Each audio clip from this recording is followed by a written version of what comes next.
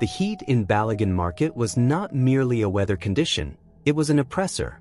It sat heavy on the corrugated iron roofs, stewing the scent of roasting corn, diesel exhaust, and open gutters into a thick, invisible soup that coated the throat.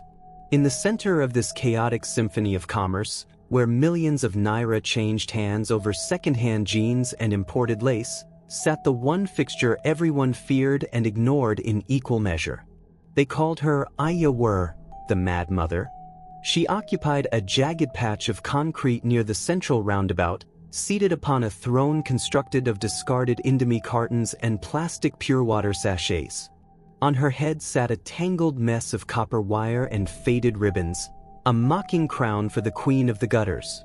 Today, the market hummed with a nervous, electric energy that tasted different from the usual hustle. Rumors had been bleeding through the stalls since dawn. The president was coming.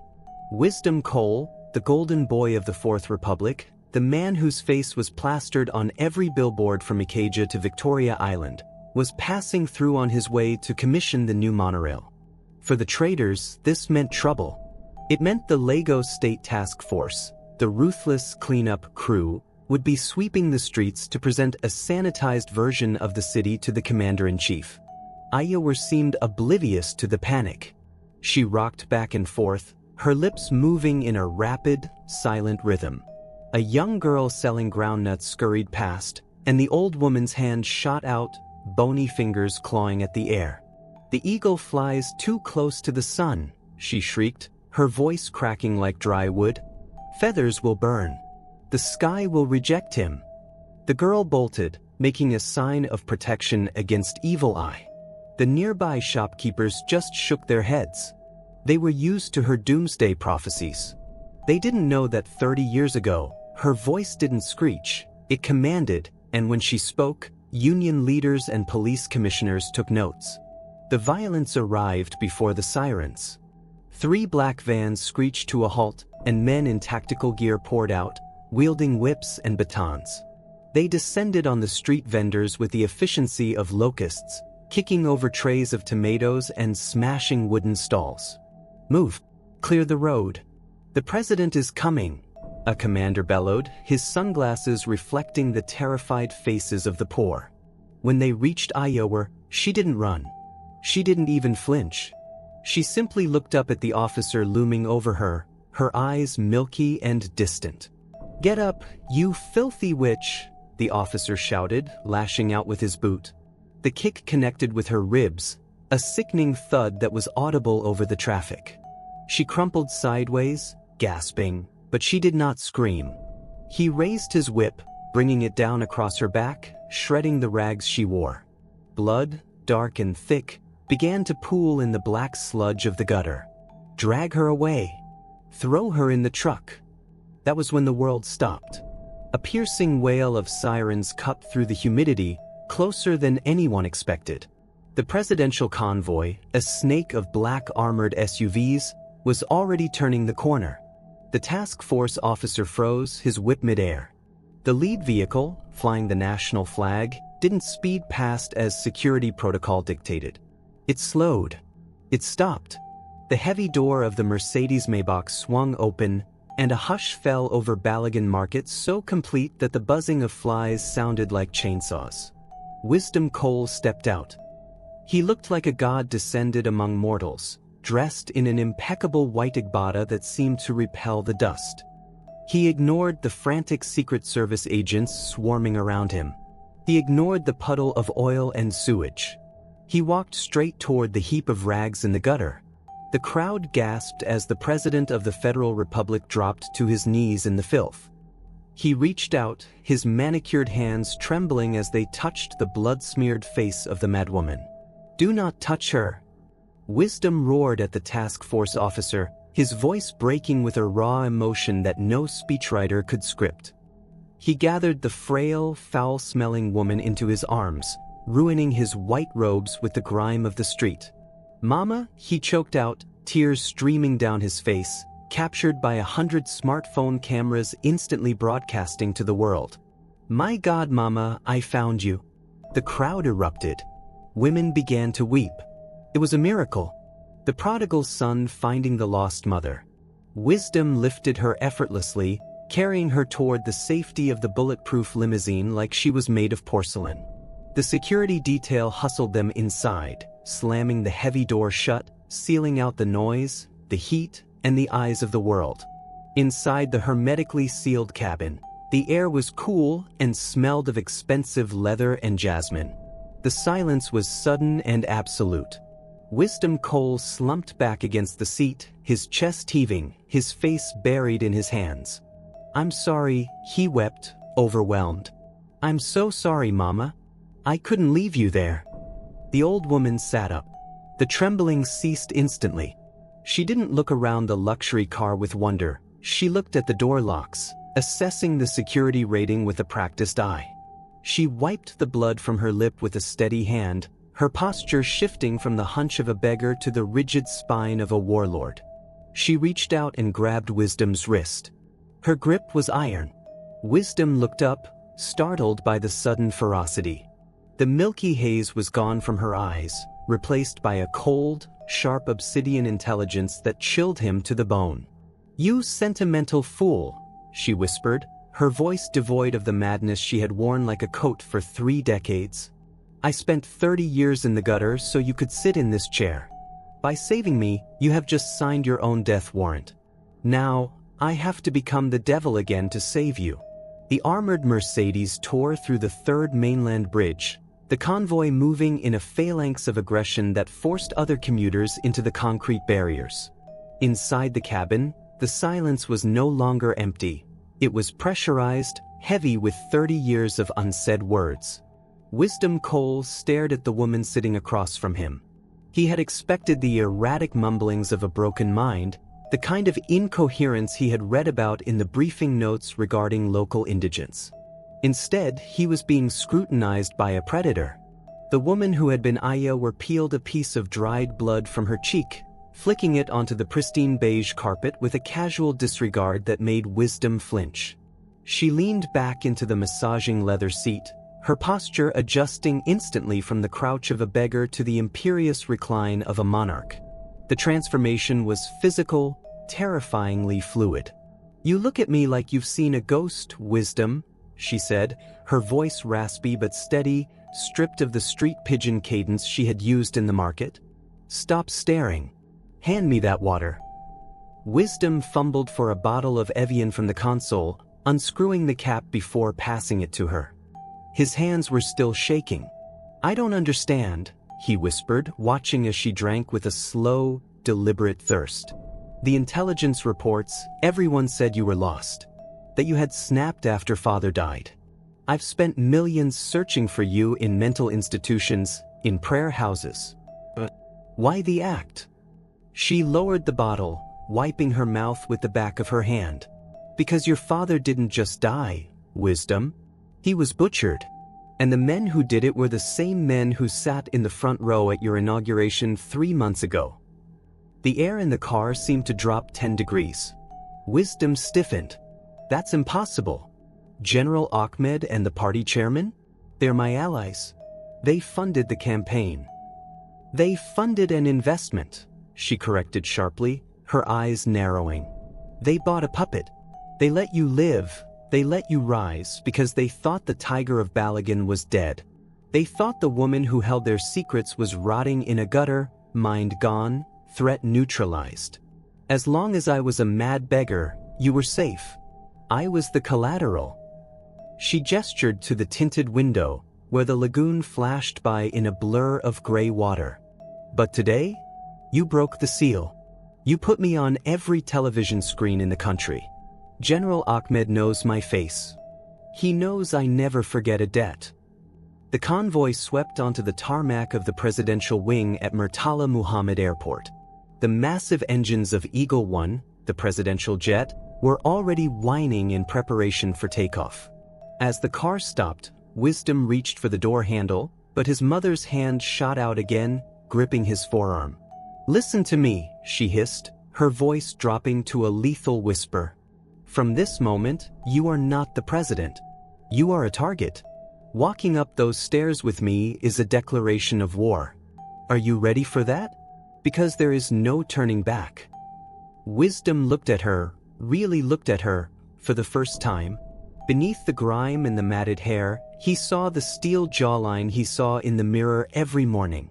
He saw the ruthless intelligence that had gotten him through Harvard Law when everyone said he was just a diversity admit. He realized with a jolt of nausea that his political instinct, his ability to read a room and strike before being struck, did not come from his textbooks. It came from her. "I am the commander-in-chief," Wisdom said, his voice hardening, though his heart hammered against his ribs. "Let them try."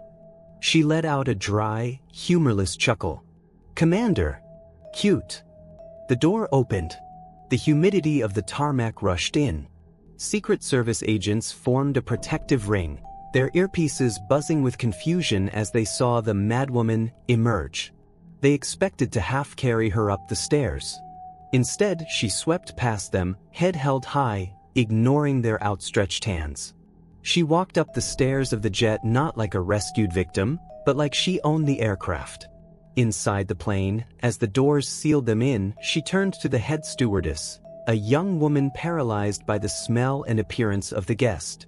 "Don't just stand there, girl," the ex-Iyaloja snapped, sounding like she was back in her market office commanding a union strike. "Get me a pair of scissors, a bucket of hot water, and a bottle of gin. Not for drinking. For the wounds." She turned to Wisdom, her eyes scanning the luxury cabin with cynical appraisal. "And tell your pilot to change the flight path. If we go to Abuja now, we'll be dead before dinner." Wisdom blinked. "Change it to where?" "Port Harcourt," she said. "We need to go where the oil is black and the shadows are deep. I have some old friends in the creeks who haven't forgotten the name of the Iyaloja." The bathroom of Eagle One was a marvel of Italian marble and gold-plated fixtures, designed to make world leaders feel immortal. Within 10 minutes, the former Iyaloja had turned it into a field hospital. The air was thick with the stinging aroma of cheap gin and the metallic tang of old blood. Wisdom stood by the sink, watching in horrified fascination as the creature who had birthed him dismantled her disguise. She didn't just wash, she excavated. With the heavy sewing scissors the stewardess had tremblingly provided, she hacked away the matted dreadlocks that had served as her crown of thorns. Clumps of hair, stiff with mud and motor oil, fell into the basin with wet thuds. Beneath the filth, her scalp was a roadmap of old violence, faded knife marks and cigarette burns from a life Wisdom knew nothing about. She poured the gin directly onto the fresh lacerations on her back from the task force's whips. She didn't hiss. She didn't bite her lip. She simply exhaled, a long, controlled breath through her nose, as if pain was just another negotiation she had already won.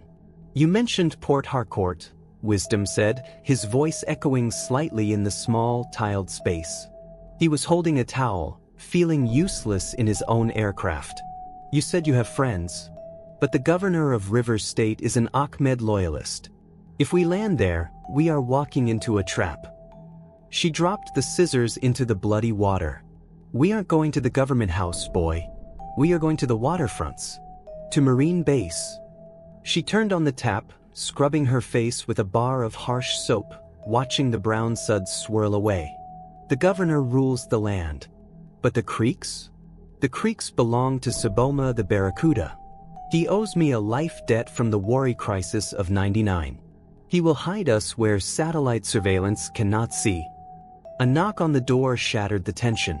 It was the chief pilot, Captain Balagan, his voice muffled but urgent. "Mr. President, we have a situation report. Abuja Air Traffic Control is demanding to know why we have deviated from the flight plan. They have General Ahmed on the secure line. He insists on speaking to you immediately." Wisdom's eyes widened.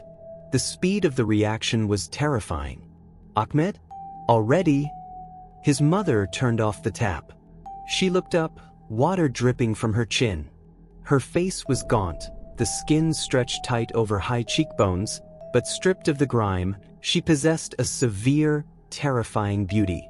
She looked like a blade that had been sharpened down to nothing. "He knows," she said flatly. He knows I am not just a beggar. He remembers the face that ordered the execution of his brother. She grabbed the towel from Wisdom, drying her face with rough, efficient strokes. If you answer that phone, he will threaten you. He will tell you that he can make your presidency disappear. He might even trigger the impeachment protocols within the hour. So what do I do? Wisdom asked, feeling the weight of the office crumbling around him. Ignore the chief of army staff? No, she said, tossing the towel onto the floor. She stepped out of the bathroom, wrapping herself in a plush white bathrobe that was embroidered with the presidential seal. It swallowed her small frame, but she wore it like general's armor. You put him on speaker, and you let me say hello. They walked back into the main cabin. The aides were huddled in the corner, typing furiously on BlackBerries and tablets, panic etched on their faces. Wisdom picked up the secure handset on the conference table and pressed the speaker button. Mr. President, General Ahmed's voice boomed through the cabin, smooth, baritone, and laced with a menacing faux concern. We are worried. We saw the broadcast. A touching display of humanity, truly. But dragging a mentally unstable vagrant onto a state asset? It raises questions about your judgment, Adewale. We are preparing a statement to say you are under duress. We are diverting you to the military airbase in Kaduna for debriefing. Wisdom opened his mouth to respond, but his mother leaned over the table. She didn't shout. She didn't scream. She spoke with the low, gravelly timbre of a woman who had ordered bodies to be buried in concrete foundations. Ahmed, she rasped, do you remember the taste of the cola nut we broke at the Apapa Wharf in '93? There was a silence on the line so profound it felt like the line had been cut. For 10 seconds, the only sound was the hum of the jet engines. Iyaloja. The general's voice was no longer smooth. It was a strangled whisper, stripped of all pretense. The very same, she replied, her lips curving into a smile that didn't reach her eyes. You thought the gutter ate me. You were wrong. And Ahmed? If this plane touches down in Kaduna, or if I see a single fighter jet on our tail, the files I buried in the crypt of the cathedral will be emailed to The Hague. All of them. Even the ones about the Delta poisoning. She clicked the button, ending the call. The silence in the cabin was deafening. The aides stared at her with open mouths. Wisdom looked at the phone, then at his mother. What files? He asked. She walked to the window, looking down at the clouds. The insurance policy, Wisdom. I told you. I didn't go mad. I went undercover. Now, tell your pilot to drop us low. We are entering the Barracuda's waters. The landing was an act of violence against the laws of aviation. Eagle One, a vessel designed for the smooth tarmac of Heathrow and JFK, shuddered as its wheels slammed onto the cracked, weed-choked concrete of the abandoned airfield in Olbairai. This wasn't an airport. It was a scar in the jungle, a relic from the first oil boom that had been reclaimed by elephant grass and silence.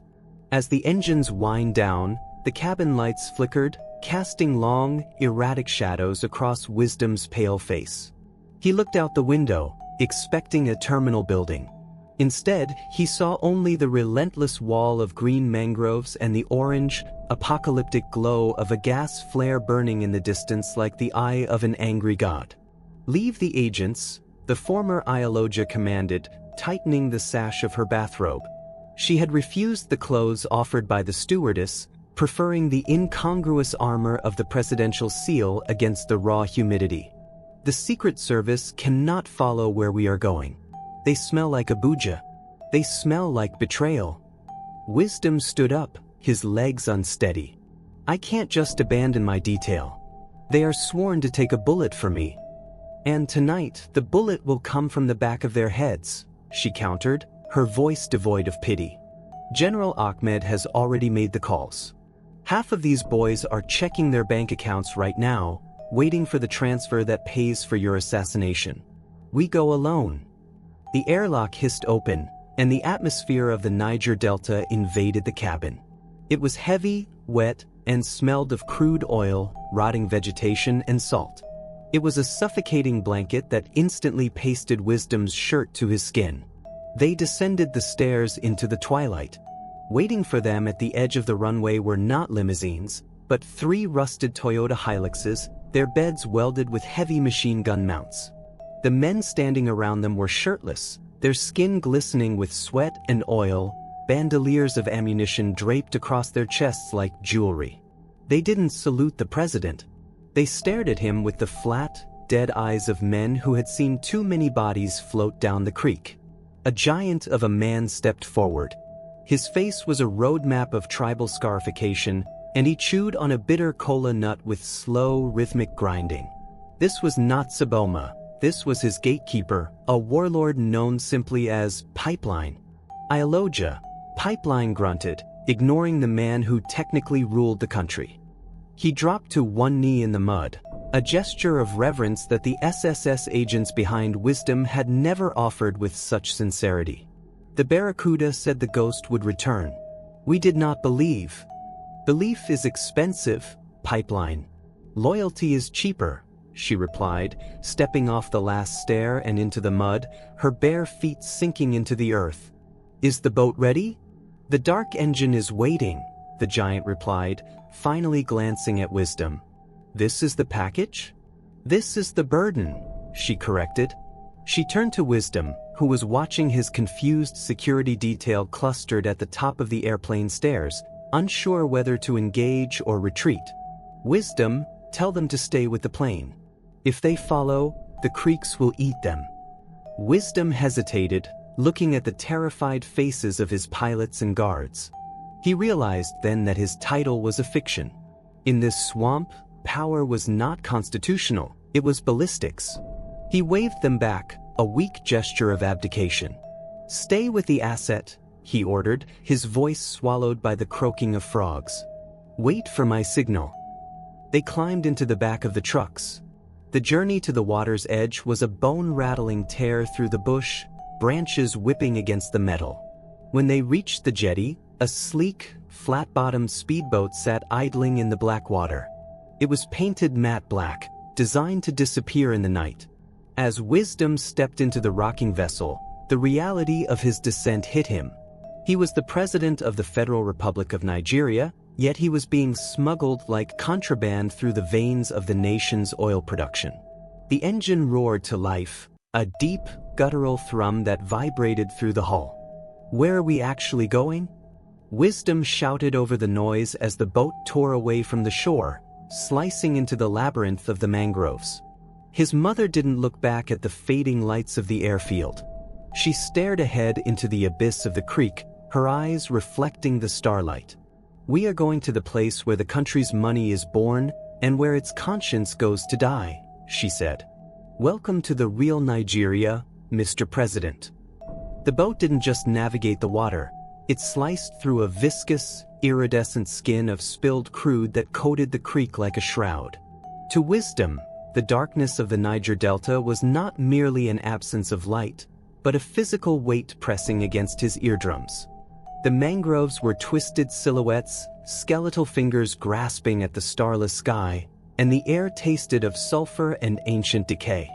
Every few miles, the gloom was punctuated by the illicit glow of cooking pots, illegal refineries distilling stolen crude into diesel, their fires casting hellish, dancing shadows on the muddy banks. Keep your head down, the boat pilot yelled over the roar of the twin Yamaha engines.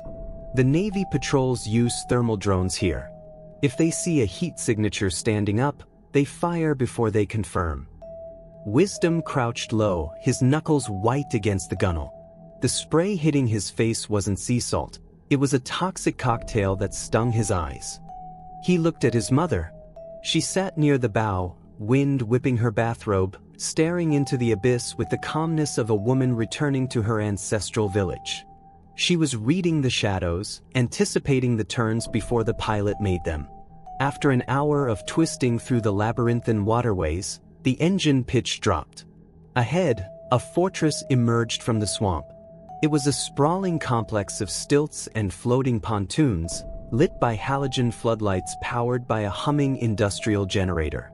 Men with AK-47s patrolled the walkways, their silhouettes stark against the blinding lights. This was not a hideout. It was a sovereign state carved out of mud and defiance. Camp Zero, the pilot announced, cutting the engines. The boat drifted toward a tire-lined jetty. They were hauled onto the wooden platform by rough hands. Wisdom slipped on the wet planks, but no one offered to steady him.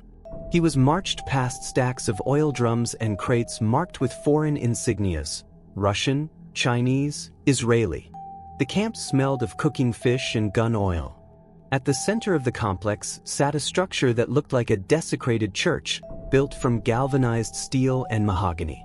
Inside, the air was conditioned to a freezing temperature, a shocking contrast to the humidity outside. At the far end, behind a desk made from the polished cowling of a crashed helicopter, sat Saboma the Barracuda.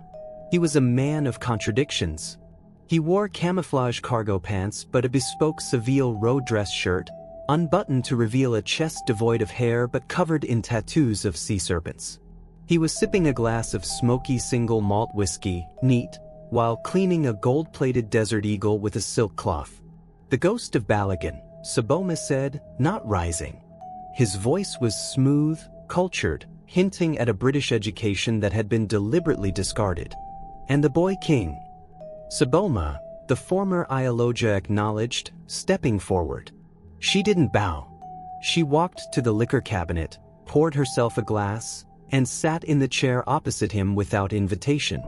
"You've grown fat. The creeks must be feeding you well." Saboma laughed, a sound like gravel in a mixer. "Peace is fattening, mama. War is the diet." He turned his gaze to Wisdom. The amusement vanished from his eyes, replaced by a predatory boredom. "Mr. President, you look like a man who has lost his script.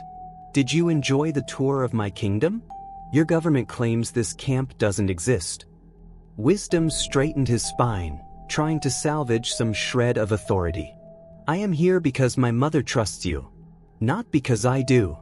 If you are harboring us, you are an accessory to..." "To what?" Saboma interrupted, slamming the magazine into his pistol with a metallic clack. "To a coup? Because that is what is happening in Abuja right now. My sources tell me the vice president has just declared a state of emergency. They are saying you have been kidnapped by terrorists.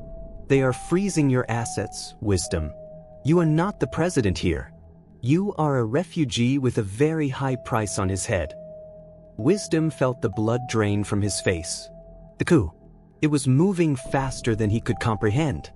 "We need a secure line to the international press," the mother interjected, ignoring the news of the coup as if it were a minor inconvenience. "And we need an extraction team to get us to the Cameroon border." Saboma swirled his whiskey, watching the amber liquid catch the light. "Cameroon is closed. The border is sealed. But that is not your biggest problem." He pointed the remote at a wall-mounted television. The screen flickered to life, showing a breaking news banner from CNN. "Nigerian president missing. Military deploys to Lagos." "Your problem," Saboma continued, "is that General Ahmed has hired the Eraser. You know him, don't you, Mama? The South African mercenary who never leaves a DNA trace? He touched down in Port Harcourt 20 minutes ago. He isn't tracking your phone, Wisdom. He's tracking the radioactive isotope in the mother's old hip surgery. He's coming here." The mother went still. For the first time, a flicker of genuine fear crossed her face. She touched her left hip, the site of an injury from a rival gang war in the 80s. "He found the medical records," she whispered. "We have maybe an hour," Saboma said, standing up. "My men can hold off the Navy. But the Eraser? He doesn't fight. He deletes. We need to move." The evacuation was not orderly. It was a frantic, kinetic scramble that blurred the line between escape and suicide. Saboma didn't use a radio to give orders. Signals could be intercepted. He used hand signs, and 3 phantom skiffs, low-profile assault boats painted to match the muddy water, roared to life at the jetty. "We cannot outrun a satellite signal," Saboma shouted, tossing a heavy, canvas duffel bag into the lead boat. He grabbed Wisdom by the collar of his ruined white agbada, shoving him toward the vessel. The eraser doesn't miss. As long as that titanium is in her hip, we are just pixels on his screen. We have to cut it out. Wisdom froze, 1 foot on the gunwale. Cut it out? You mean surgery? I mean butchery, Mr. President, Saboma corrected, vaulting into the driver's seat. Get in. They sped away from Camp Zero just as the first mortar shell whistled out of the darkness. It impacted the main fuel depot they had just left. A mushroom cloud of orange fire blossomed into the night sky, illuminating the mangroves with a terrifying, strobe-light intensity. The heat wave slapped the back of Wisdom's neck, singeing his hair. The eraser had arrived, and he was scorching the earth. The skiff tore through the narrow channels, the hull slamming against the water with bone-jarring violence.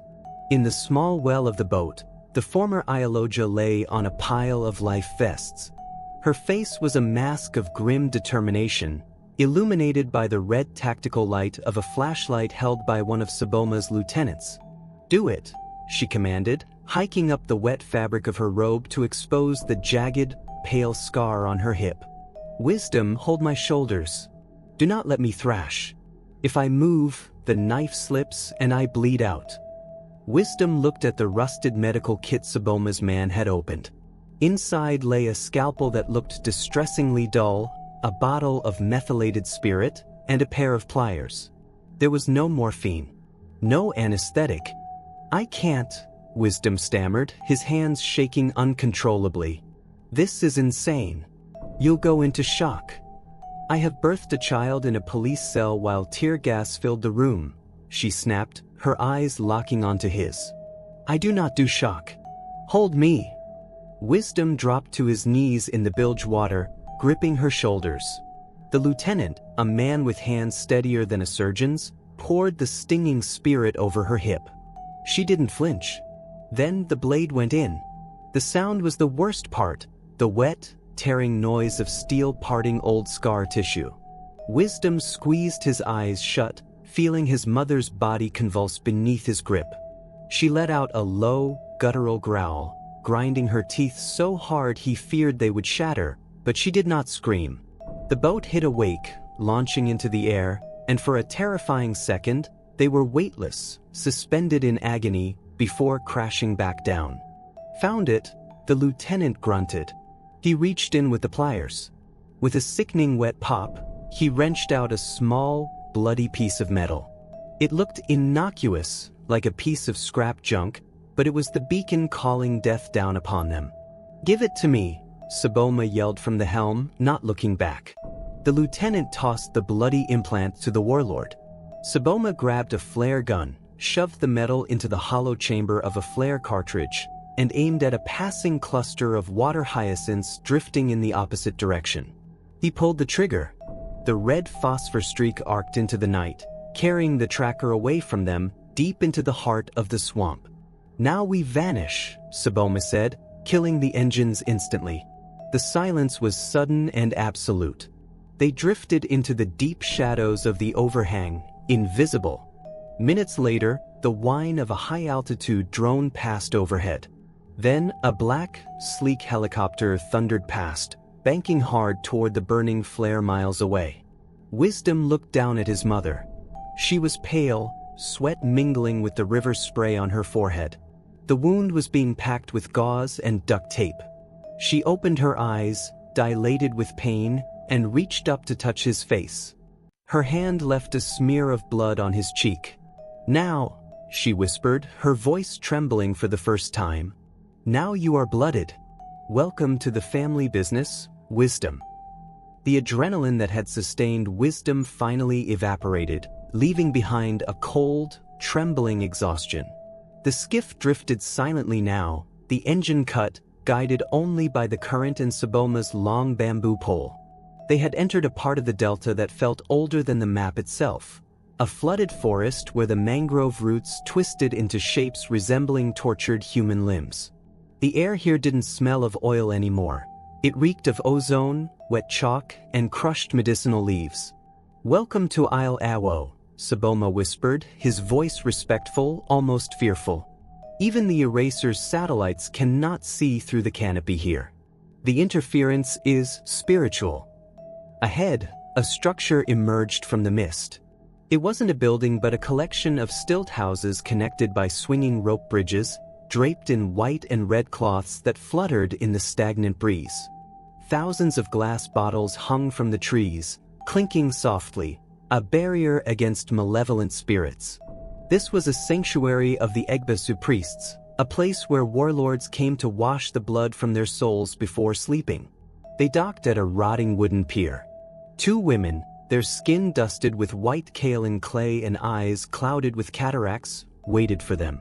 They didn't ask questions. They simply reached into the boat, lifting the semi-conscious form of the former Iyaloja with surprising strength. Wisdom stumbled after them, his Italian loafers slipping on the mossy planks. He felt like an astronaut stranded on a hostile planet. Inside the main hut, the air was thick with smoke from a smoldering pot of herbs. The women laid his mother on a woven mat, immediately applying a poultice of black mud and pungent roots to the crude incision on her hip. She hissed, her back arching, but then her breathing steadied. The pain seemed to sharpen her mind rather than dull it. She beckoned Wisdom closer. "Sit," she commanded. "We need to talk about the future. Or rather, the lack of one." Wisdom collapsed onto a wooden stool, burying his face in his hands. "There is no future, Mama. I'm a fugitive. The vice president has taken over. The army is hunting us. We are hiding in a swamp with a warlord and witches. It's over. It is only over if you think like a politician," she spat, pushing herself up on one elbow despite the fresh sutures. "Politicians rely on public opinion. Gangsters rely on leverage. We have the ultimate leverage." "The files," Wisdom muttered, remembering her threat on the plane. "What exactly is in them?" Saboma stepped into the hut, holding a satellite phone that looked like a military relic.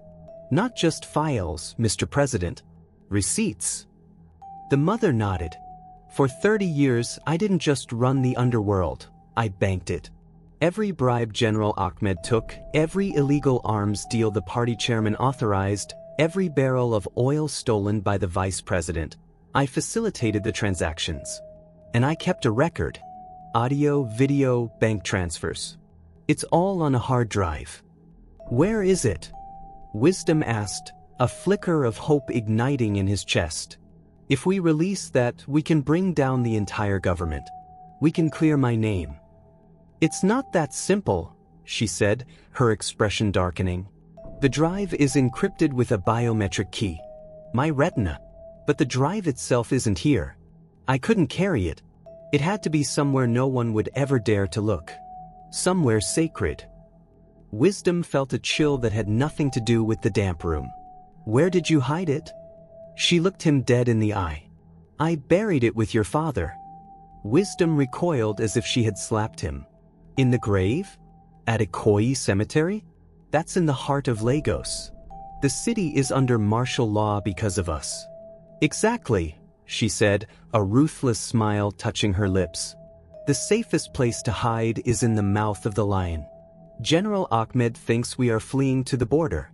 He is moving his assets to the perimeter.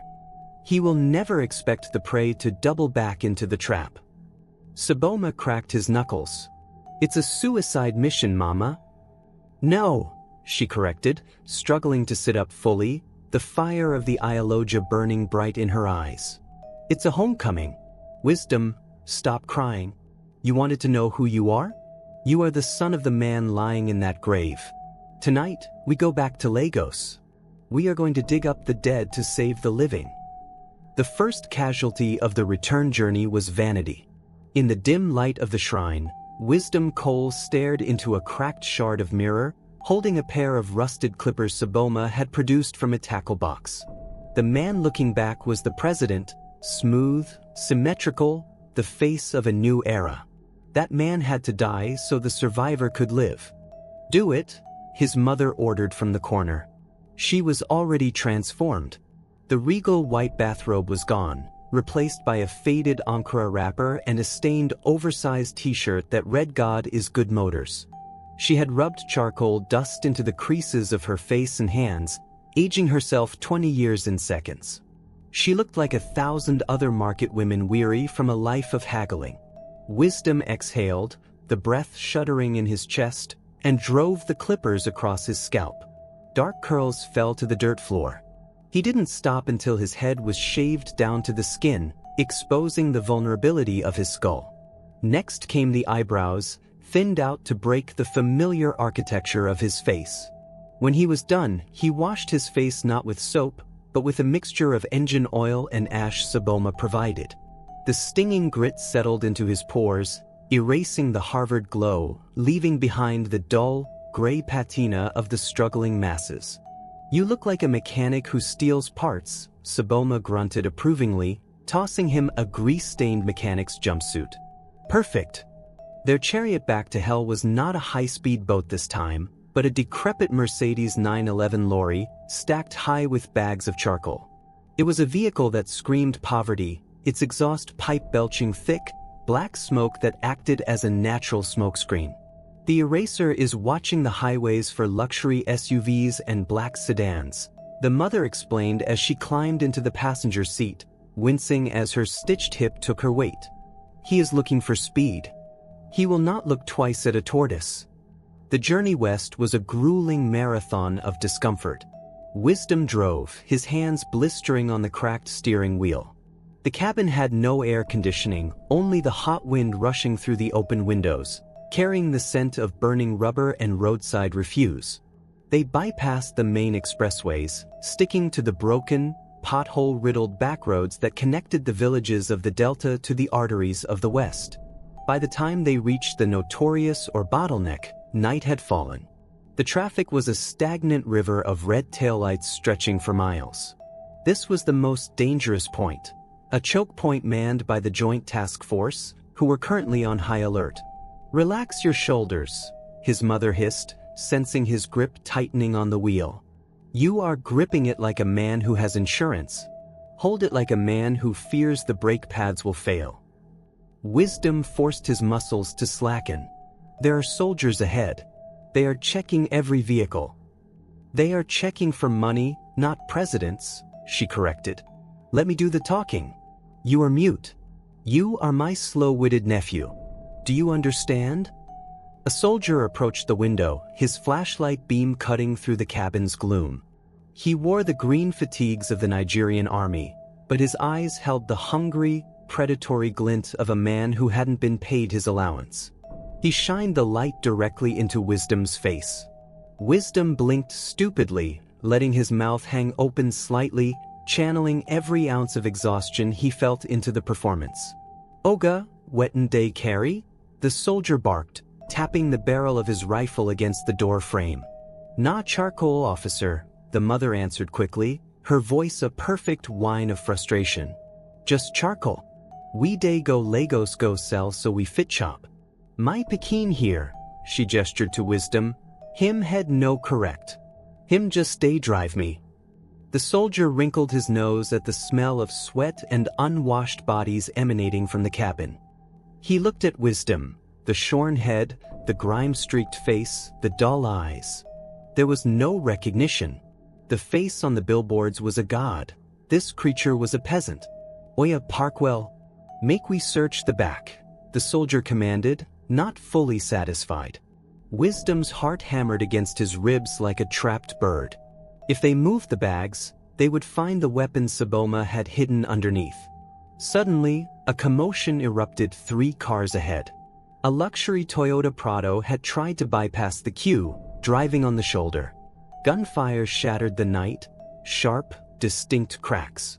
The soldiers at the checkpoint abandoned the lorry, sprinting toward the expensive car like sharks smelling blood in the water. "Move," his mother whispered, her voice like a whip. "Now." Wisdom slammed the truck into gear, the gearbox grinding in protest. He swerved around the wooden barricade while the soldiers were distracted by the screaming occupants of the Prado. As they accelerated into the darkness of the open road, Wisdom looked in the rearview mirror. He saw a man in a black tactical vest standing calmly amidst the chaos of the shouting soldiers. The man wasn't shooting, he was watching the traffic flow, his head tilting slightly as the charcoal truck rumbled past. It was a fleeting glimpse, but Wisdom felt a chill that the humid night couldn't explain. The man had no face, just a shadow where features should be. "Did you see him?" Wisdom choked out. "The eraser," she confirmed, staring straight ahead, her hands clenched in her lap. "He sensed us. We just used up the last of our luck. Drive, Wisdom. Drive like the devil is chasing you because he is." Lagos did not welcome them, it swallowed them. As the charcoal truck rumbled past the burger bus stop and into the sprawling belly of the mainland, the atmosphere shifted from the quiet menace of the highway to a claustrophobic, frenetic hysteria. It was 2 a.m., yet the streets were alive with a manic energy. Generators roared like trapped beasts on every corner, powering streetlights that flickered over piles of refuse. The air was a complex perfume of exhaust fumes, roasting suya meat, and the salty rot of the nearby lagoon. Wisdom gripped the wheel, his knuckles aching. Everywhere he looked, he saw himself. Huge electronic billboards that usually advertised beer or banking now displayed his official portrait with a somber black ribbon across the corner. The caption read, "Pray for our president, missing in action." "It's strange," Wisdom murmured, staring at his own face towering over the chaotic traffic of Ojota. "Looking at your own obituary while you are still breathing." "That is not an obituary," his mother replied, her eyes scanning the roadside for police checkpoints. "It is a sedative. They want the people calm while they hunt you down. Pull over there by the mechanic village. The truck is too big for where we are going." Wisdom swerved the heavy vehicle into a dark oil-stained alleyway lined with the carcasses of stripped cars. The engine died with a rattling cough. They climbed out, the humid warmth of the city wrapping around them like a wet wool blanket. "The bridges to the island will be locked down," the mother said, adjusting her wrapper. She walked with a limp now, the pain in her hip clearly agonizing, but her pace was relentless. "Carter Bridge, Eco Bridge, Third Mainland. The army will have tanks on all of them. We cannot drive to Ikoyi." "So how do we get to the cemetery?" Wisdom asked, wiping the mixture of grease and sweat from his forehead. "Swim. We go through the veins," she said, pointing toward the dark, smoky expanse of the lagoon waterfront known as Okababa. "We go to the sawmill." They moved through the shadows of the shanty town, a labyrinth of wooden shacks built on stilts over the black water. The ground here was spongy, a deep layer of sawdust and wood chips that had accumulated over a century. The air was thick with the smell of wet timber and marijuana smoke. Men with eyes like red coals sat in clusters, gambling by the light of kerosene lamps.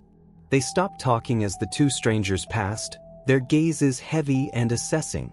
Wisdom felt a prickle of danger on his neck. These were not political enemies. These were wolves of opportunity. If they sensed weakness, they would attack. His mother stopped in front of a shack that looked ready to collapse into the lagoon. She whistled, a sharp, three-note sound that cut through the noise of the generators. A man emerged. He was impossibly thin, his skin the color of mahogany, shirtless and wearing denim shorts cut off at the knee. He held a machete loosely in one hand, dragging the tip in the sawdust. "Who walks in the sawdust when the ghosts are sleeping?" the man rasped, stepping into the dim light. "The one who paid for the roof over your head, toothpick," the mother said, her voice dropping into the deep, commanding register of the Iyaloja. She stepped into the light, letting the lantern illuminate her charcoal-smeared face. The man froze. The machete dropped from his hand, landing softly in the wood chips. He squinted, disbelief warring with recognition. "Mama?" They said. "The radio said."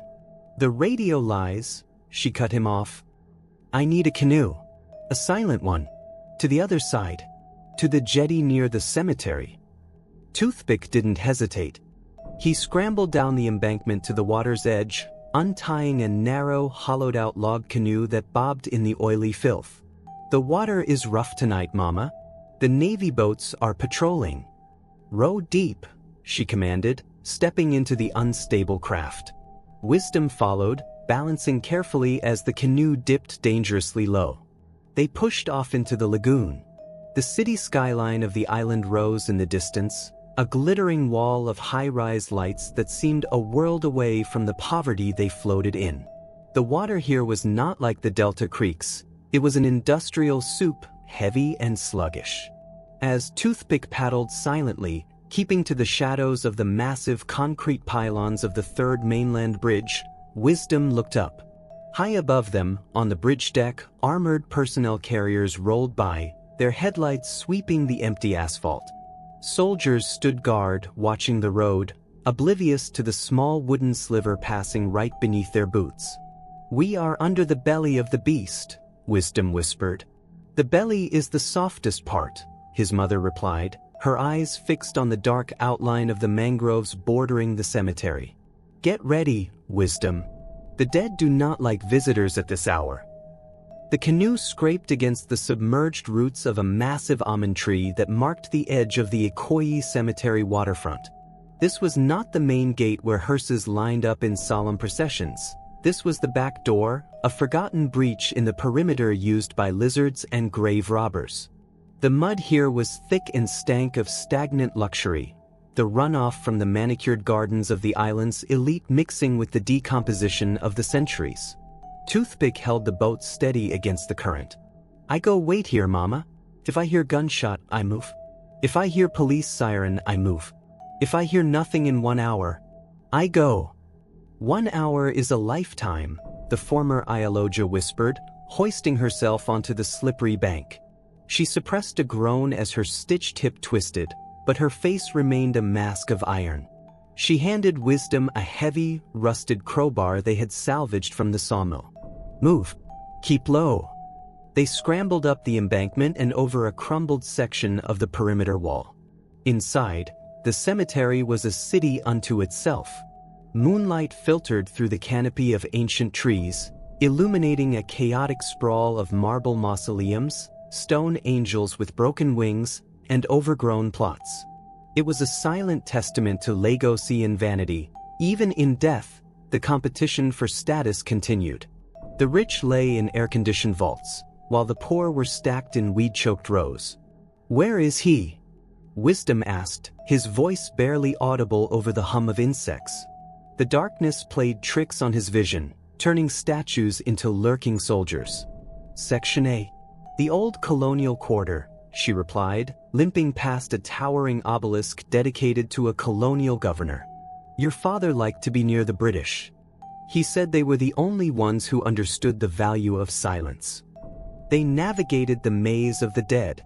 The ground was uneven, buckled by roots that had burst through concrete slabs. Finally, they reached a secluded corner shaded by a massive flamboyant tree. A squat, austere mausoleum stood there, clad in black granite. The name Cole was etched in gold leaf above the heavy iron gate. It looked less like a resting place and more like a bank vault. "Open it," she commanded, pointing to the padlock securing the gate. Wisdom jammed the tip of the crowbar into the hasp. The metal shrieked, a sound that seemed to echo like a gunshot in the stillness. He froze, waiting for a flashlight beam, a shout, a siren. Nothing but the wind in the leaves. He put his weight behind the bar, muscles straining, until the lock snapped with a dull crack. The gate swung open on dry hinges. Inside, the air was cool and smelled of damp stone and old velvet. A single marble sarcophagus dominated the small room. "I haven't been here since the funeral," Wisdom admitted, staring at the cold stone. A wave of nausea hit him. He was about to rob his own father. "This feels wrong. Sacred." "There is nothing sacred about the man in that box, Wisdom," his mother said, her voice hard. "He was a shark who wore a suit. He loved you, but he loved power more. Now push the lid. The drive is in the mouth." "The mouth?" Wisdom recoiled. "He always said his word was his bond," she said with a twisted smile. "So I put his insurance policy where his tongue used to be. Push. Together, they shoved against the heavy marble lid. It ground against the stone base, inching open with agonizing slowness. Dust motes danced in the sliver of moonlight that pierced the gloom. Finally, a gap wide enough for a hand appeared. Wisdom shone the small penlight Saboma had given him into the sarcophagus. He expected a skeleton. He expected rot. Instead, he saw a sealed, airtight glass coffin within the stone. His father's face, preserved by expensive embalming fluids, stared up at him. It was a macabre, waxy imitation of life. And there, resting on the dead man's lips, was a small, metallic object. A USB drive, encased in gold. Jesus, Wisdom breathed, the beam shaking in his hand. Don't pray to him, he can't hear you, his mother snapped. Smash the glass. Wisdom raised the crowbar. He hesitated for a fraction of a second, a son looking at his father, before bringing the steel down. The sound of shattering glass filled the crypt. The smell of chemical preservatives wafted up, sharp and stinging. He reached in, his fingers brushing the cold, waxy skin of the corpse, and snatched the drive. As he pulled his hand back, a sudden beam of blinding white light flooded the mausoleum from the open doorway.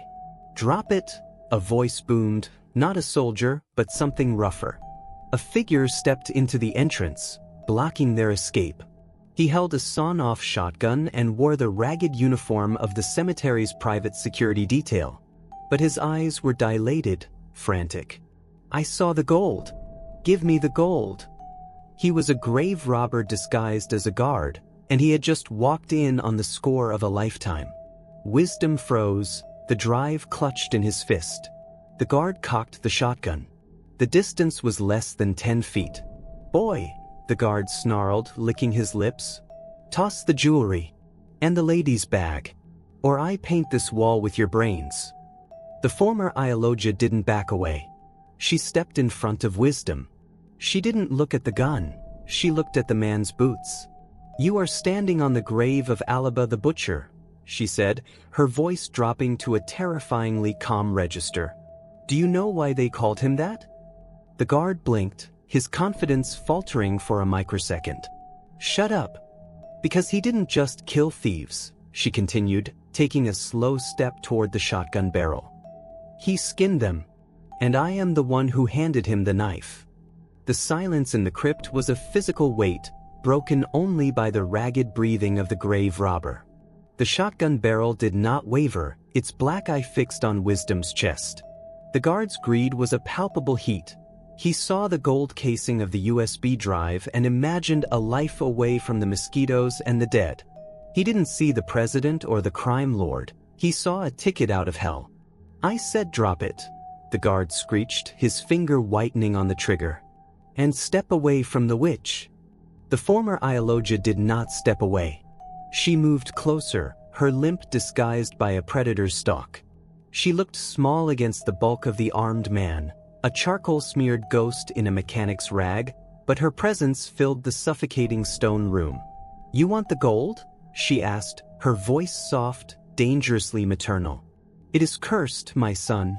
It came from the mouth of a man who sold his own blood. If you touch it, your hands will rot before the moon sets. The guard hesitated, a flicker of superstitious dread warring with his avarice. In Lagos, the spiritual and the physical were not separate worlds. They were roommates. Don't try that juju on me. Give it here. Give it to him, Wisdom, she commanded, her eyes never leaving the guard's face. A dead man needs no jewelry. A living man needs no burden. Wisdom stared at her, incredulous. The drive was their only leverage, their nuclear option. To hand it over was suicide. But then he saw the microscopic shift in her posture, the way she braced her good leg, the slight tilt of her head signaling the corner of the room where the heavy iron gate stood ajar. He understood. It was a gamble, but it was the only card they had. Slowly, deliberately, Wisdom raised his hand, the gold drive glinting in the beam of the guard's flashlight. He tossed it. Not directly at the man, but in a high arc toward the left, forcing the guard to break eye contact and lunge to catch the precious metal before it hit the stone floor. The moment the shotgun barrel dipped, the mother struck. She didn't go for the weapon, she went for the man's throat. With a speed that belied her age and injury, she jammed her stiffened fingers into his windpipe. The guard gagged, his reflex to catch the gold overridden by the sudden inability to breathe. "Now," she hissed. Wisdom didn't think. He swung the rusty crowbar with a primal scream, channeling every ounce of fear, rage, and betrayal he had swallowed for the past 24 hours.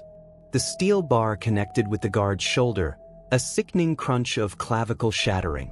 The shotgun clattered to the floor, discharging into the ceiling with a deafening boom that shook dust from the rafters. The guard collapsed, writhing and gasping for air. Wisdom stood over him, chest heaving, the crowbar raised for a killing blow. The violence sang in his blood, a terrifying new melody. "Leave him," his mother ordered, scooping the drive from the floor. The shot was loud. "The real dogs are coming." They scrambled out of the mausoleum, leaving the moaning man in the dark with the corpse. The cemetery, once silent, was now awake. Distant shouts echoed from the main gate. Beams of heavy tactical flashlights sliced through the trees, sweeping back and forth like lightsabers. "To the water," she urged, grabbing Wisdom's sleeve. They ran through the overgrown path, dodging headstones and tripping over roots. The pain in her hip must have been blinding, but she ran with a desperate, hobbling gait, fueled by pure adrenaline. Behind them, the sound of heavy boots on gravel grew louder. A dog barked, the deep, throaty baying of an Alsatian trained to hunt men. They practically fell down the embankment to the lagoon edge. Toothpick was already pushing the canoe off the mud, his eyes wide with panic. "I hear gunshot. Mama, we done die." "Just paddle, you fool," she shouted, practically throwing herself into the hollow log. Wisdom scrambled in after her, nearly capsizing the vessel. As Toothpick dug the paddle into the black water, propelling them into the gloom of the lagoon, 3 figures burst through the brush on the bank they had just left. They weren't cemetery guards. They wore black tactical gear and night vision goggles. They moved with the silent coordination of special forces. One of them raised a rifle. Suppressed rounds whipped past the canoe, splashing miniature geysers of water inches from Wisdom's face. "Get down!" Wisdom roared, flattening himself against the wet wood of the canoe floor. Toothpick didn't need telling. He steered the canoe behind the concrete piling of the bridge, using the massive pillar as a shield. The bullets chipped chunks of concrete off the pylon, but they were safe in its shadow. Breathing hard, Wisdom looked back. The tactical team wasn't firing anymore. One of them was standing at the water's edge, holding a thermal imaging tablet.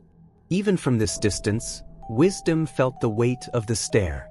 It was the eraser. He hadn't missed. He had simply stopped wasting ammunition. He knew where they were going.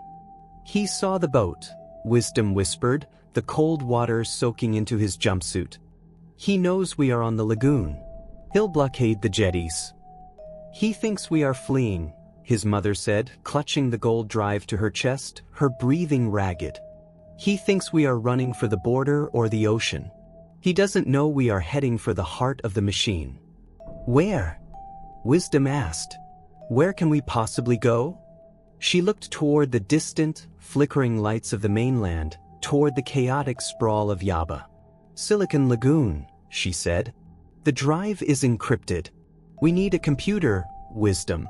And not just any computer. We need the cryptographer."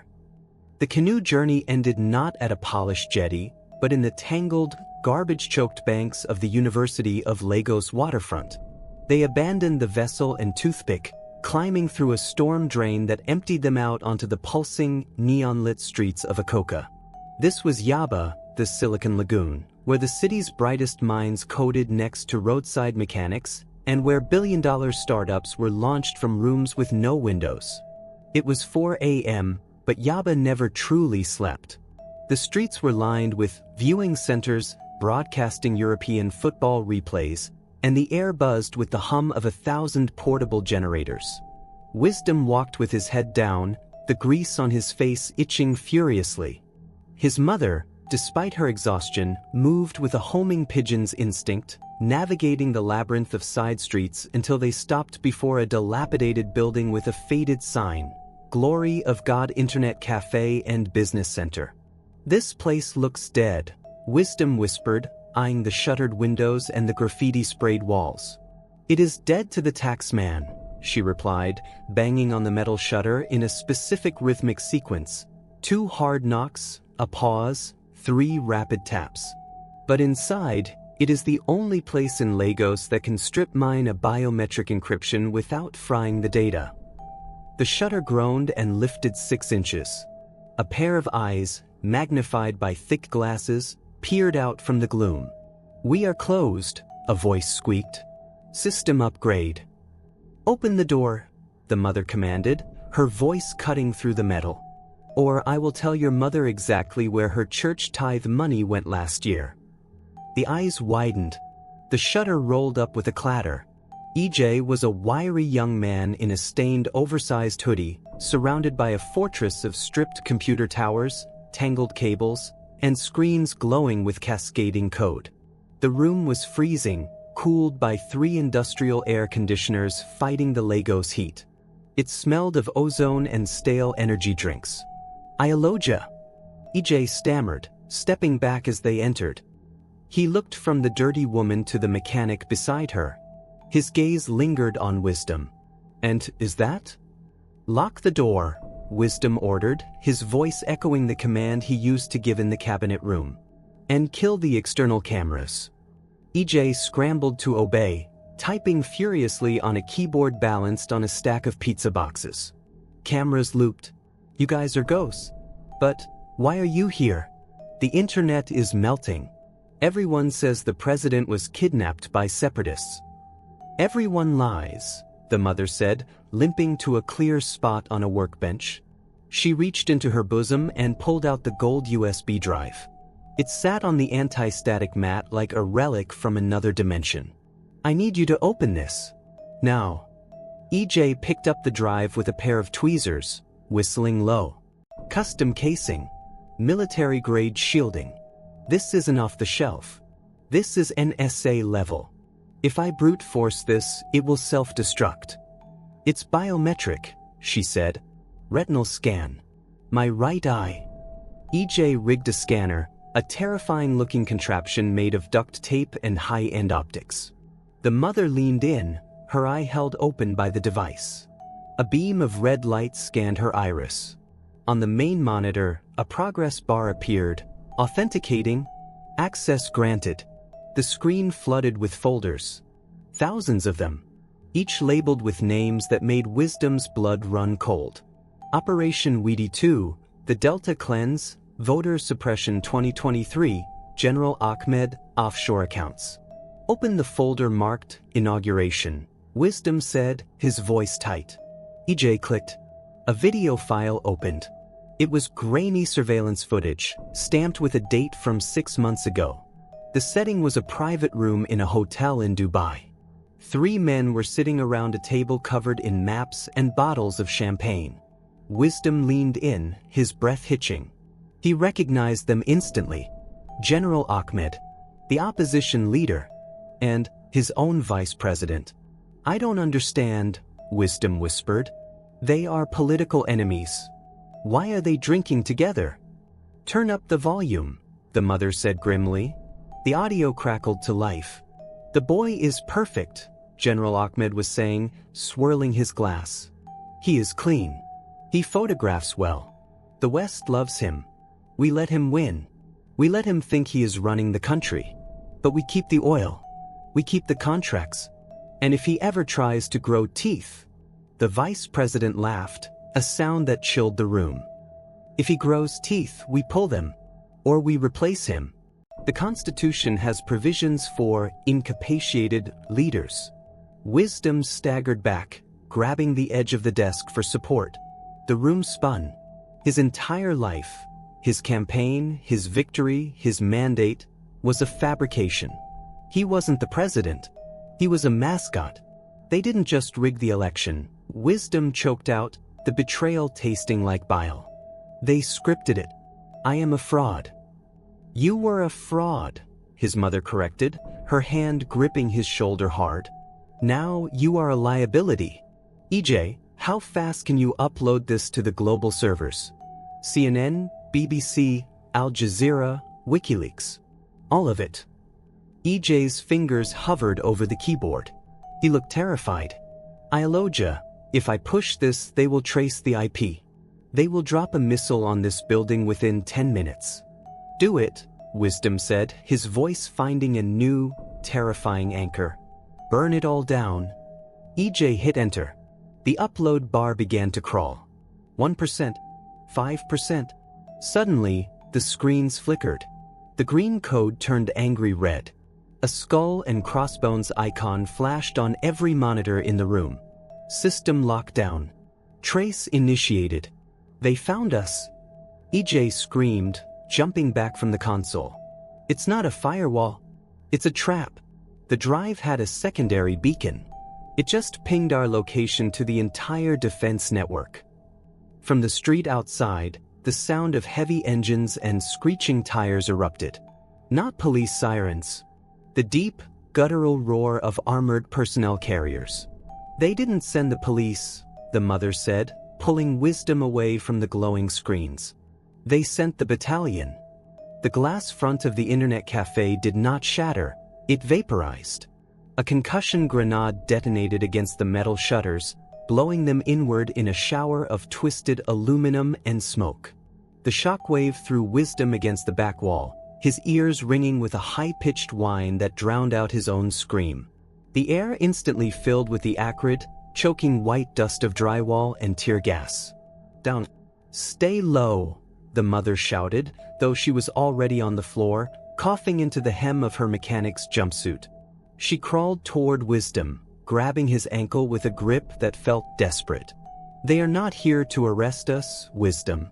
They are here to sanitize the site. No witnesses.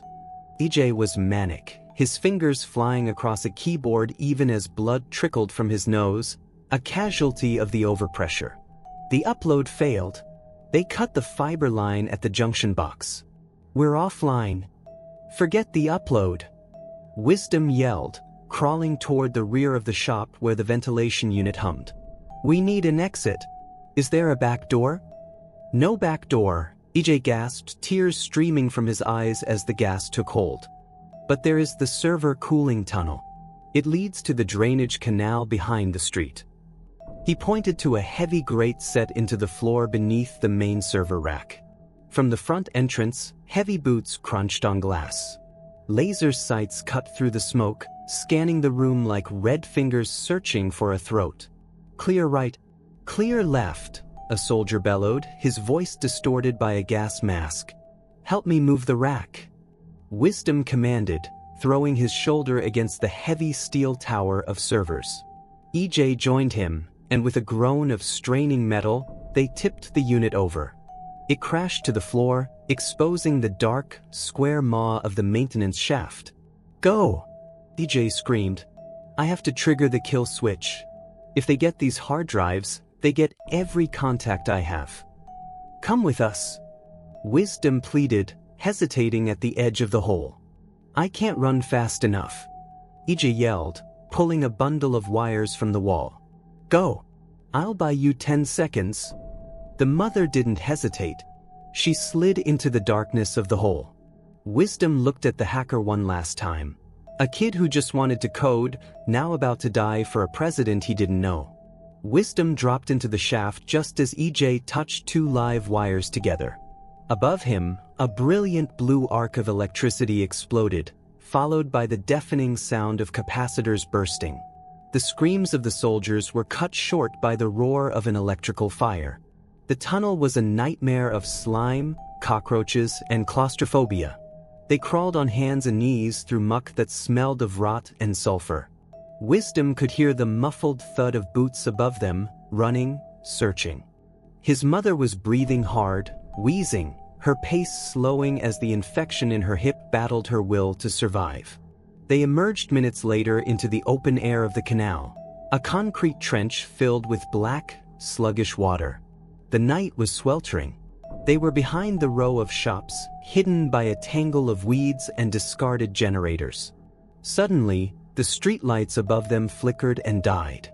The hum of the neighborhood AC unit silenced. The entire block plunged into absolute darkness.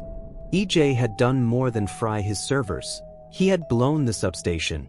"The blackout," the mother whispered, leaning heavily against the concrete wall, her face pale in the starlight. "It is our cover, but it is also our cage. Without power, we cannot broadcast the files." "We don't need the internet," Wisdom said, a reckless plan forming in his mind as he wiped the sludge from his face. "We have the raw files on the drive. We need a transmitter that doesn't rely on the grid. We need a signal strong enough to override the military jammers." "The state TV station in Iyaloja," she realized, looking at him with a glimmer of respect. "They have backup diesel generators and an analog broadcast tower from the military era. It can reach every home with an antenna. But getting to Iyaloja from here..." Wisdom trailed off. "The roads are blocked." "We don't take the roads," she said, pointing to a rusted, abandoned railway track that ran parallel to the canal. "We take the old colonial line. It cuts straight through the military cantonment, right under their noses. They won't be watching the tracks because the trains haven't run in 20 years. Wisdom looked at the overgrown tracks vanishing into the dark bush. It was a path into the heart of the enemy's stronghold. "Lead the way, Iyaloja," he said. The abandoned railway line was a scar running through the center of Lagos, a rusted artery choked by elephant grass and the debris of a city that discarded everything it couldn't use. For Wisdom and his mother, it was the only path that didn't have a checkpoint. They moved in a staggering rhythmic silence, stepping on the rotting wooden sleepers to avoid the crunch of the gravel ballast. Every step was a negotiation with gravity for the former Iyaloja. Her breath came in ragged, wet hitches that sounded alarmingly like tearing paper. They were not just walking through the bush, they were infiltrating the Iyaloja military cantonment. The tracks bisected the massive base, separated from the barracks by only a chain-link fence that had long since collapsed under the weight of neglect. To their left, they could see the glowing embers of cigarettes in the dark sentry posts where soldiers sat, oblivious that the missing commander-in-chief was limping past them in the tall grass, less than 50 meters away. "Stop," the mother whispered, grabbing Wisdom's stained jumpsuit. She sank to her knees, not out of caution, but pure structural failure. Her face was a mask of gray ash in the moonlight. "The hip, the stitches have torn. I can feel the blood." Wisdom knelt beside her, checking the bandage. It was soaked through, dark and sticky. "We can't stop, Mama. We are inside the perimeter. If a dog smells this blood..." "I know," she grit out, her eyes squeezing shut. "I just need a minute to remember why I am dying." She looked up at him, her gaze sharp and lucid. "You asked me once, when you were a boy, why I didn't have any pictures of your father. I told you they were lost in a fire." "I remember," Wisdom said, glancing nervously at the nearby guard tower. "There was no fire," she confessed, her voice thick with pain. "I burned them, because I looked at his face and I didn't see my husband. I saw the deals. I saw the bodies. And then I looked in the mirror and saw the same face. That is why I left, Wisdom. Not just to protect you from my enemies, but to protect you from me. I loved the power. I loved the fear I put in men's eyes. I was afraid I would teach you to love it too." Wisdom looked at the woman who had terrorized a city to save him. He reached out, wiping a smudge of dirt from her cheek. "You didn't teach me to love fear, Mama. You taught me to survive it. And right now, survival means moving." He turned his back to her. "Get on." "Wisdom, I am too heavy." "You carried me for 9 months and 30 years, he said, his voice leaving no room for argument. "Get on." She wrapped her arms around his neck, her frail body shuddering. Wisdom heaved her up, his legs trembling under the added weight. He felt the wet warmth of her blood soaking into his back, binding them together in a grotesque, intimate pact. He began to walk. The track elevated as it approached the Iyaloja bus stop overpass. This was the most exposed point. The railway bridge crossed directly over the frantic expressway below. They would be silhouettes against the sky for anyone looking up. As Wisdom stepped onto the bridge, the rusted steel groaning under his boots, a blinding white light swept across the tracks. "Freeze!" he hissed to himself, dropping into a crouch behind a rusted signal box.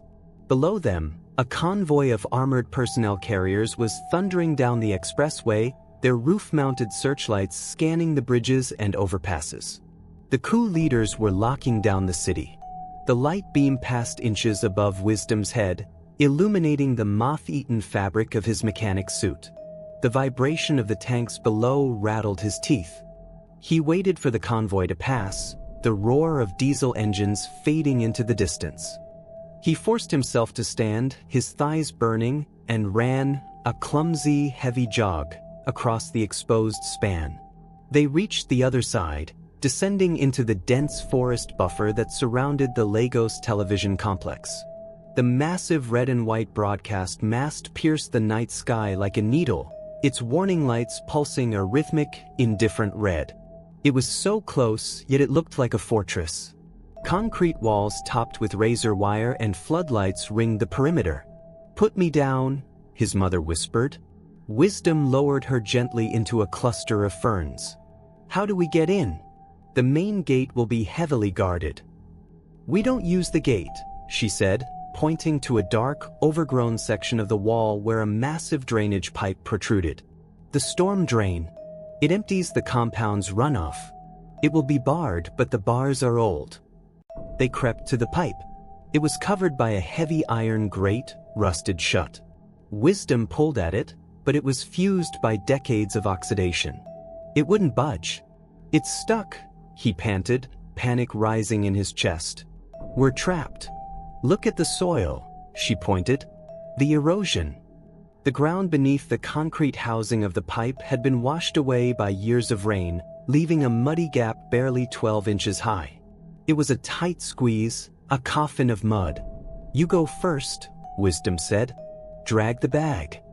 They slithered under the concrete, the wet earth pressing against their chests, the smell of rot filling their noses.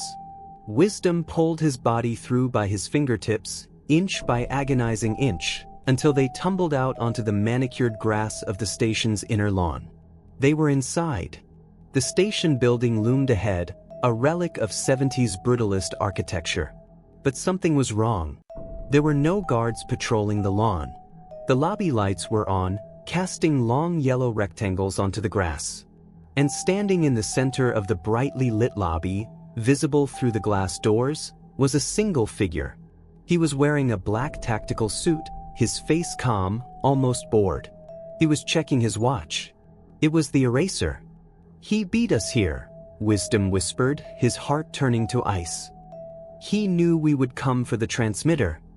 "He is waiting for you to walk through that door," the mother said, her voice faint but hard.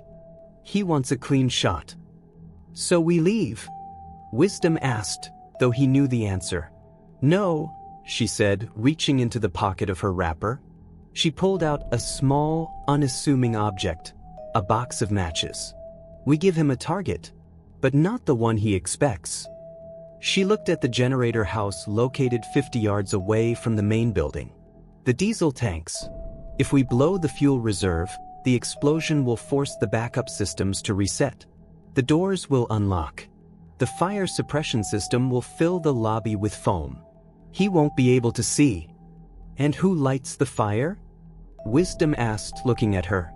She didn't answer. She just pressed the matches into his hand. "You go to the broadcast room. I will draw his eye." "No." Wisdom grabbed her arm. "I am not leaving you to be bait." "I am already dead, Wisdom," she hissed, her eyes blazing. "Look at me. I am bleeding out. I have maybe an hour left. Let me spend it buying you the throne." She shoved him toward the shadows of the building. Go. Be the king I made you to be." Before he could stop her, she limped out of the shadows, not toward the generator, but directly into the floodlight of the main courtyard, shouting at the top of her lungs in the voice of the Iyaloja Supreme. "Hey, foreigner, are you looking for the Witch of Balagan?" The eraser did not rush. He stepped out of the glass lobby doors onto the wet grass, his movement fluid and unhurried, like a man stepping out to check the mail. He raised his suppressed pistol, leveling it at the small, limping figure shouting in the center of the courtyard. He was a professional. He knew a distraction when he saw one. But he also knew that in his line of work, you cleared the board before you checkmated the king. "Iyaloja," the mercenary said, his voice carrying clearly in the stillness. "I was told you were dead. It would have been cheaper for you if you were." "I am not dead," she rasped, standing her ground, her mechanic's suit billowing in the wind. "I am the ghost you forgot to bury." She spread her arms wide, a target he couldn't miss. "Shoot me, coward. Or are you afraid of an old woman?" Inside the shadows, Wisdom watched, his heart fracturing. He clutched the box of matches, his eyes darting between his mother and the generator house. He realized then that she hadn't given him the matches to blow the fuel tank. She had given them to him so he wouldn't try to save her. She was buying him time with her blood. The command screamed in his head. Wisdom bolted. He didn't run for the generator. He ran for the side entrance of the broadcast tower. Thud. The sound was sickeningly quiet. Wisdom heard the impact, meat slapping against meat. He didn't look back. He couldn't. He smashed his elbow through the glass pane of the emergency door, unlocked it from the inside, and scrambled into the cool, dusty air of the station hallways. He sprinted toward the master control room. The corridors were empty, the linoleum floors slick.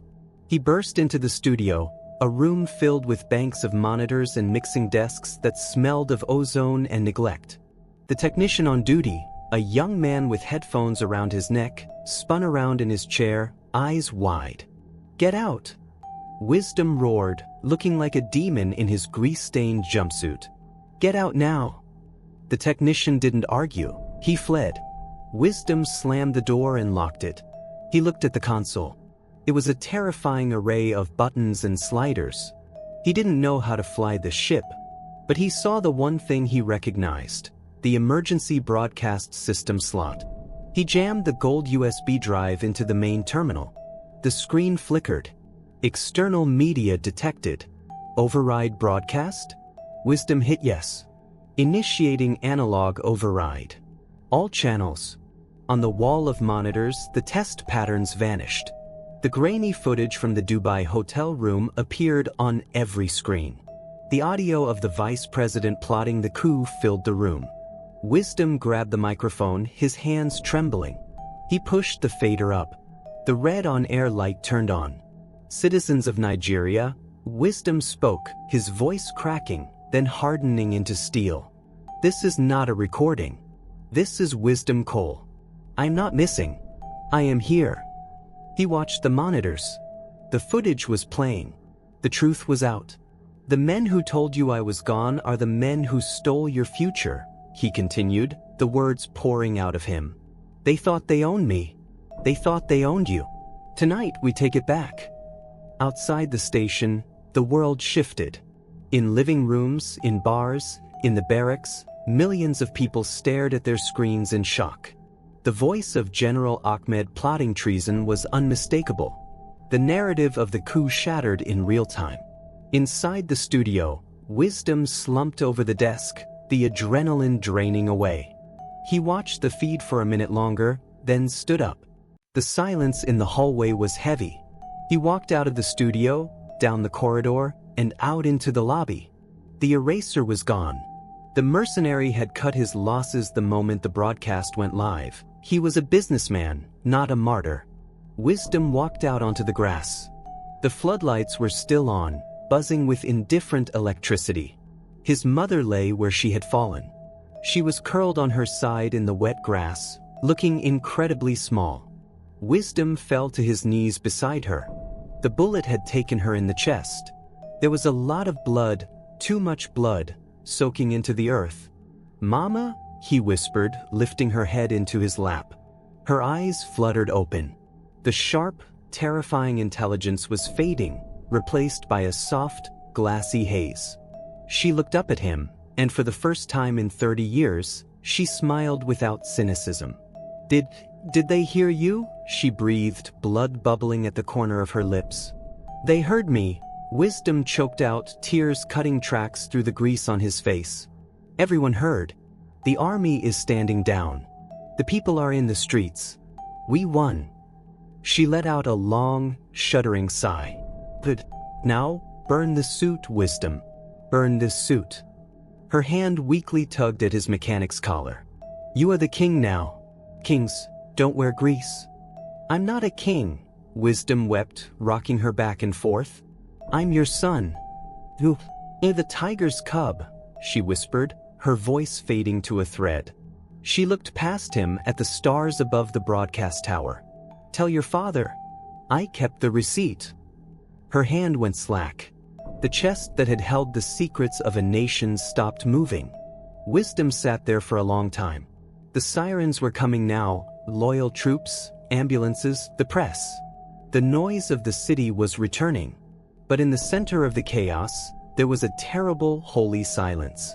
Wisdom Cole, the president of the Federal Republic, closed his mother's eyes. He stood up. He didn't wipe the tears from his face. He didn't wipe the blood from his hands. He smoothed the front of his filthy jumpsuit, straightened his spine, and turned to face the blinding lights of the approaching convoy.